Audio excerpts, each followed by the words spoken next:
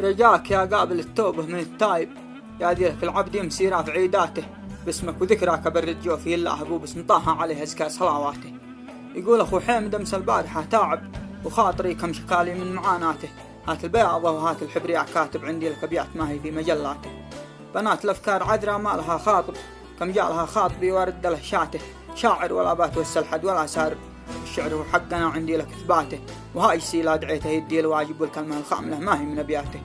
يا رب كلمة تخلي موقفك خايب، ومن غلط باي حكم عند غلطاته، ما لا جهتنا تخبر عن الكاذب عاد الصحب عندنا نحفظ علاقاته.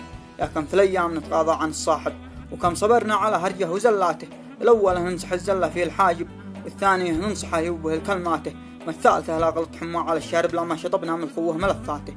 وصاحبك لا قده وقت الحظا هارب، فلا يغرك في المدكاب هداته، يا كم بها أصحاب طبعه في الصحاب عايب، والعيش والملح ما يقطع في رياته، درب الوفا صعب وانت يا فتى حاسب، والوجه يلتعم الصاحب مراياته. وإن كنت مدعي حضرته وكفه الغايب، يكفيك لا جيت قالوا حي بدواته، ولا انت مظلوم شارع وبذل الصايب، وتالي الظلم مصفى في حساباته، وبعد من الشر واصبر والدحن جانب ما يصبر لا جمل والبغل فلاته.